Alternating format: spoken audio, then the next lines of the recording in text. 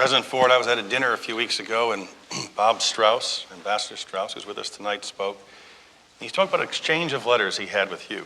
He was the chairman of the Democratic Party, and you were the President of the United States. And he talked about civility and how important it was that people respect each other, even though they may disagree. Looking at Washington today, in the year 2000, how does it look to you in terms of civility or lack thereof?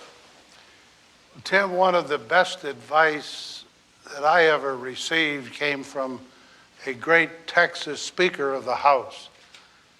Shortly after I was sworn in 1949, Sam Rayburn got all the new freshman members of the House and gave them a lecture, which was a tradition that he followed.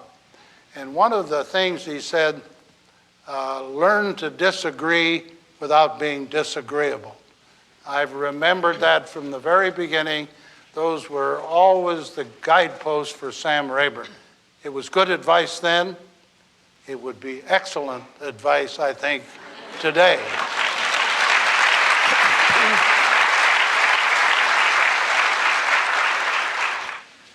When I ran against Jerry, and when I ran against later Ronald Reagan, we never referred to each other as anything except my distinguished opponent, or my honorable opponent, or my worthy opponent.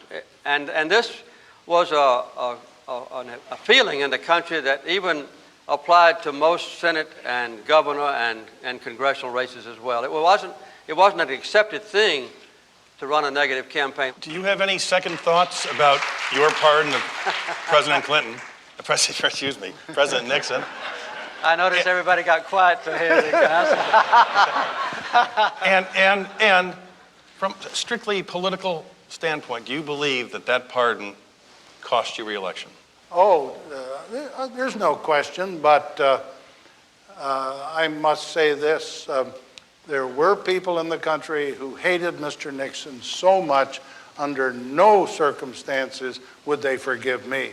But when Jimmy and I closed out the campaign, I lost by about 1.5 or 2% of the vote.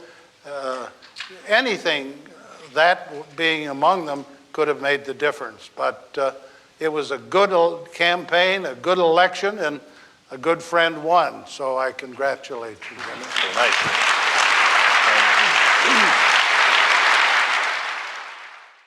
Let me say one other thing, though, that you haven't asked about. If you ask a historian, of all the former presidents that have served in this country in the last 200 years, who are the two that have become the closest personal friends? It would be the two on the stage tonight. That's pretty nice. That's pretty nice.